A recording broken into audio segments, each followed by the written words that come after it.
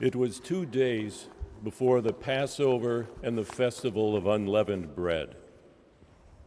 The chief priests and the scribes were looking for a way to arrest Jesus by stealth and kill him. For they said, "Not during the festival, or there may be a riot among the people." While he was at Bethany, in the house of Simon the leper, as he sat at the table, a woman came with an alabaster jar of very costly ointment of nard. And she broke open the jar and poured the ointment on his head. But some were there who said to one another in anger, "Why was the ointment wasted in this way?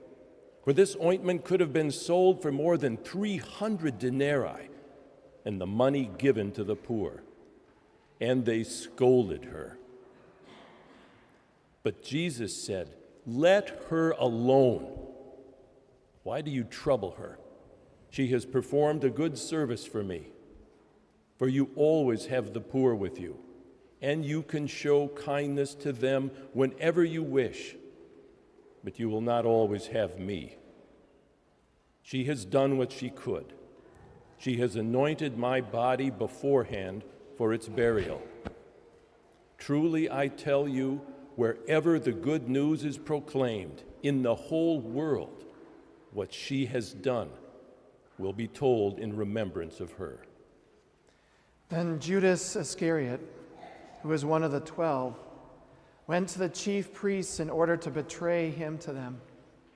When they heard it, they were greatly pleased and promised to give him money. So he began to look for an opportunity to betray Jesus. On the first day of unleavened bread, when the Passover lamb is sacrificed, his disciples said to him, "Where do you want us to go and make the preparations for you to eat the Passover?" So he sent 2 of his disciples, saying to them, "Go into the city, and a man carrying a jar of water will meet you. Follow him, and wherever he enters, say to the owner of the house, 'The teacher asks, where is my guest room where I may eat the Passover with my disciples?' He will show you a large room upstairs, furnished and ready. Make preparations for us there." So the disciples set out and went to the city, and found everything as he had told them, and they prepared the Passover meal. When it was evening, he came with the 12. And when they had taken their places and were eating, Jesus said, "Truly, I tell you, one of you will betray me, one who is eating with me." They began to be distressed, and to say to him one after another, "Surely not I." He said to them, "It is one of the 12, one who is dipping bread into the bowl with me. For the Son of Man goes as it is written of him, but woe to that one by whom the Son of Man is betrayed. It would have been better for that one not to have been born." While they were eating, he took a loaf of bread, and after blessing it, he broke it, gave it to them, and said, "Take, this is my body." Then he took a cup, and after giving thanks, he gave it to them, and all of them drank from it. He said to him, "This is my body, my blood of the covenant, which is poured out for many. Truly, I tell you, I will never again drink of the fruit of the vine until that day when I drink it new in the kingdom of God." When they had sung the hymn, they went out to the Mount of Olives. And Jesus said to them, "You will all become deserters, for it is written, 'I will strike the shepherd, and the sheep will be scattered.' But after I am raised up, I will go before you to Galilee." Peter said to him, "Even though all become deserters, I will not." Jesus said to him, "Truly I tell you, this day, this very night, before the cock crows twice, you will deny me 3 times." But he said vehemently, "Even though I must die with you, I will not deny you." And all of them said the same. They went to a place called Gethsemane, and he said to his disciples, "Sit here while I pray." He took with him Peter and James and John and began to be distressed and agitated. And he said to them, I am deeply grieved, even to death. Remain here and keep awake. And going a little farther, he threw himself on the ground and prayed that, if it were possible, the hour might pass him. He said, Abba, Father, for you all things are possible. Remove this cup from me, yet not what I want, but what you want. He came and found them sleeping, and he said to Peter, Simon, are you asleep? Could you not keep awake 1 hour? Keep awake and pray that you may not come into the time of trial. The spirit indeed is willing, but the flesh is weak. And again he went away and prayed, saying the same words. And once more he came and found them sleeping, for their eyes were very heavy, and they did not know what to say to him.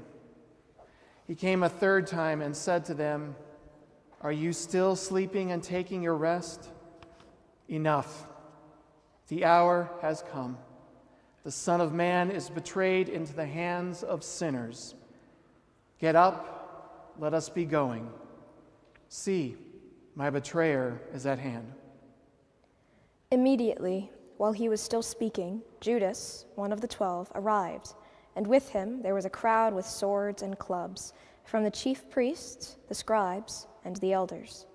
Now the betrayer had given them a sign, saying, The one I will kiss is the man. Arrest him and lead him away under guard. So when he came, he went up to him at once and said, Rabbi, and kissed him. Then they laid hands on him and arrested him. But one of those who stood near drew his sword and struck the slave of the high priest, cutting off his ear. Then Jesus said to them, Have you come out with swords and clubs to arrest me as though I were a bandit?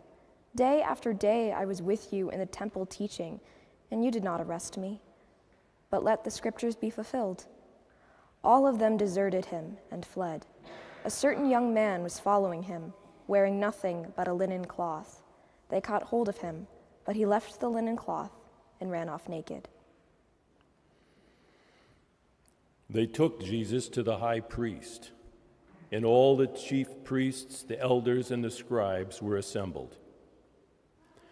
Peter had followed him at a distance, right into the courtyard of the high priest, and he was sitting with the guards, warming himself at the fire. Now the chief priests and the whole council were looking for testimony against Jesus to put him to death, but they found none. For many gave false testimony against him, and their testimony did not agree. Some stood up and gave false testimony against him, saying, We heard him say, I will destroy this temple that is made with hands, and in 3 days I will build another, not made with hands. But even on this point, their testimony did not agree. Then the high priest stood up before them and asked Jesus, Have you no answer? What is it that they testify against you? But he was silent and did not answer. Again, the high priest asked him, Are you the Messiah, the Son of the Blessed One? Jesus said, I am. And you will see the Son of Man seated at the right hand of the power and coming with the clouds of heaven. Then the high priest tore his clothes and said, Why do we still need witnesses? You have heard his blasphemy. What is your decision? All of them condemned him as deserving death. Some began to spit on him, to blindfold him, and to strike him, saying, Prophesy. The guards also took him over and beat him. While Peter was below in the courtyard, one of the servant girls of the high priest came by. When she saw Peter warming himself, she stared at him and said, "You also were with Jesus, the man from Nazareth." But he denied it, saying, "I do not know or understand what you are talking about." And he went out into the forecourt. Then the cock crowed. And the servant girl, on seeing him, began again to say to the bystanders, "This man is one of them." But again he denied it. Then after a little while, the bystanders again said to Peter, "Certainly you are one of them, for you are a Galilean." But he began to curse, and he swore an oath, "I do not know this man you are talking about." At that moment the cock crowed for the second time. Then Peter remembered that Jesus had said to him, "Before the cock crows twice, you will deny me 3 times." And he broke down and wept. As soon as it was morning, the chief priests held a consultation with the elders and scribes and the whole council. They bound Jesus, led him away, and handed him over to Pilate. Pilate asked him, "Are you the king of the Jews?" He answered him, "You say so." Then the chief priests accused him of many things. Pilate asked him again, "Have you no answer? See how many charges they bring against you." But Jesus made no further reply, so that Pilate was amazed. Now at the festival, he used to release a prisoner for them, anyone for whom they asked. Now a man called Barabbas was in prison with the rebels, who had committed murder during the insurrection. So the crowd came and began to ask Pilate to do for them according to his custom. Then he answered them, "Do you want me to release for you the king of the Jews?" For he realized that it was out of jealousy that the chief priests had handed him over. But the chief priests stirred up the crowd to have him release Barabbas for them instead. Pilate spoke to them again, "Then what do you wish me to do with the man who you call the king of the Jews?" They shouted back, "Crucify him." Pilate asked them, "Why? What evil has he done?" But they shouted all the more, "Crucify him." So Pilate, wishing to satisfy the crowd, released Barabbas for them, and after flogging Jesus, he handed him over to be crucified. Then the soldiers led him into the courtyard of the palace, that is, the governor's headquarters, and they called together the whole cohort. And they clothed him in a purple cloak, and after twisting some thorns into a crown, they put it on him. And they began saluting him, "Hail, King of the Jews." They struck his head with a reed, spat upon him, and knelt down in homage to him. After mocking him, they stripped him of the purple cloak and put his own clothes on him. Then they led him out to crucify him. They compelled a passerby who was coming in from the country to carry his cross. It was Simon of Cyrene, the father of Alexander and Rufus. Then they brought Jesus to the place called Golgotha, which means the place of a skull. And they offered him wine mixed with myrrh, but he did not take it. And they crucified him and divided his clothes among them, casting lots to decide what each should take. It was 9 a.m. when they crucified him. The inscription of the charge against him read, "The King of the Jews." And with him they crucified 2 bandits, one on his right and one on his left. Those who passed by derided him, shaking their heads and saying, "Aha, you who would destroy the temple and build it in 3 days, save yourself and come down from the cross." In the same way, the chief priests, along with the scribes, were also mocking him among themselves and saying, "He saved others, he cannot save himself. Let the Messiah, the King of Israel, come down from the cross now, so that we may see and believe." Those who were crucified with him also taunted him. When it was noon, darkness came over the whole land until 3 p.m. At 3 o'clock, Jesus cried out with a loud voice, "Eloi, Eloi, lema sabachthani," which means, my God, why have you forsaken me?" When some of the bystanders heard it, they said, "Listen, he is calling for Elijah." And someone ran, filled a sponge with sour wine, put it on a stick, and gave it to him to drink, saying, "Wait, let us see whether Elijah will come to take him down." Then Jesus gave a loud cry and breathed his last.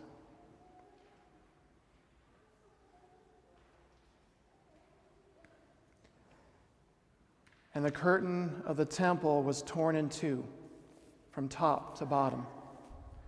Now when the centurion who stood facing him saw that in this way he breathed his last, he said, "Truly this man was God's Son." There were also women looking on from a distance. Among them were Mary Magdalene and Mary, the mother of James the younger and of Joseph and Salome. These used to follow him and provided for him when he was in Galilee, and there were many other women who had come up with him to Jerusalem. When evening had come, and since it was the day of preparation, that is, the day before the Sabbath, Joseph of Arimathea, a respected member of the council, who was also himself waiting expectantly for the kingdom of God, went boldly to Pilate and asked for the body of Jesus. Then Pilate wondered if he were already dead, and summoning the centurion, he asked him whether he had been dead for some time. When he learned from the centurion that he was dead, he granted the body to Joseph. Then Joseph bought a linen cloth, and taking down the body, wrapped it in the linen cloth, and laid it in a tomb that had been hewn out of the rock. He then rolled a stone across the door of the tomb. Mary Magdalene and Mary, the mother of Joseph, saw where the body was laid.